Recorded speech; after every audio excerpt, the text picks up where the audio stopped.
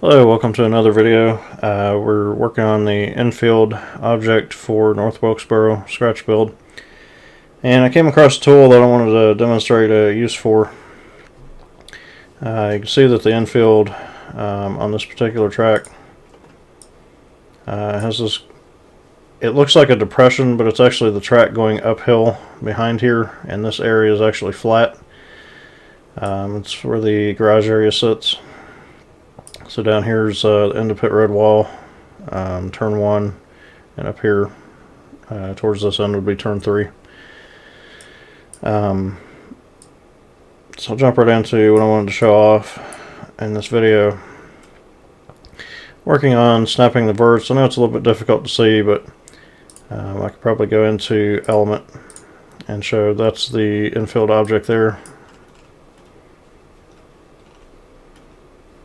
I've got it attached to the actual 3D Semi DA surface, just so I can see the verts on the track surface and the infield object at the same time.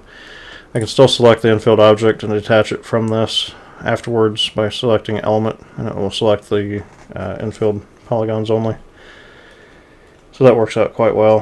The tool that I wanted to show off was Make Planar.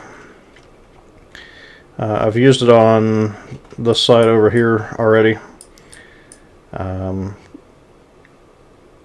terrain, basically I set this up to where it was sitting on top of the LiDAR, and I just made a grid pattern, a plane with a bunch of, a grid pattern on it. Moved each individual vert up and down, and that's how I ended up with what I have here. It's kind of a low poly, relatively low poly way of making an infield object. There's a lot of stuff going on. I need it to be smooth up against this edge here, and obviously you can see on the other side, if I turn around this way, there's quite a large gap over here. What you're seeing is the satellite image through this giant gap right here. So I've got to raise this side up just a little bit, but I also need it to be smooth. I don't want it to be this chunky, angular, and it's going to be. I'm not going to be able to totally get away from what it is, because I can't add the polygons to this object that I want to add to it to make it perfectly smooth. It's a balance between filling in the gap, making it look perfect, but it's the infield of a racetrack. It's going to have a bunch of stuff on top of it. You're never going to see most of this. But I do want to get rid of this giant gap that's on here, obviously. And as I say that, it freezes because I have the LiDAR data in here and it's chewing up my resources pretty badly. So we'll wait for that to come back. So you can see over here you have a nice smooth transition. I've used the Make Planar function on these verts right here. And you can kind of see a steep increase in height right here. You can adjust the entire thing up, but on the other end of the track it's already above, so I've kind of got it. The infield object is basically in the middle where it should be, but I've just got to adjust these edges. The issue is I probably should have made the X section for the racing surface end right behind the wall and kind of smooth this area out a little bit more in this process. But at this point it would require a lot of PTF changes. I'm happy with the PTF. Functionality is more important than this, so I'm going to work with the graphical settings here and get this to match what's there that I'm happy with. So basically I've got the vert snapped to the edge there on the racing surface. Even doing it this way, it's still not going to be perfect. It's still going to require some kind of plane underneath to hide this.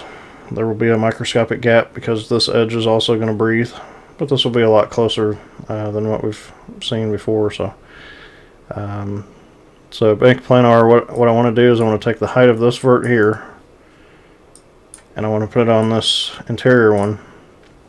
And then while that's still selected, I want to go ahead and select another one, and you can select as many as you want to smooth out. If you want to smooth out the entire infield in that line, you could select all the way over to into here. If you wanted to make it smooth from this point over to this point, you would select all the verts that you want to smooth out. Works best if you're doing it in a line, and this grid pattern helps doing that. In this case, I know that this area over here is perfectly fine. I just need to smooth this out so it's not such an abrupt transition. So right there, I'm going to hit over here under Edit Geometry. Let's edit geometry.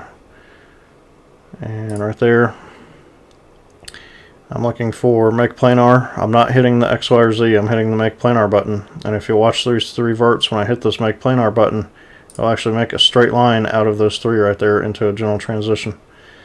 If I want to alt select this one here and Make Planar, I can smooth that out with leaving that so the slope is out here a little bit. You got to experiment with it. This part is digital artistry. This is not a science part right here. This is what do I need to do, what buttons do I push to make it smooth. But that's just another tool that you can use. Different paintbrush for painting, basically.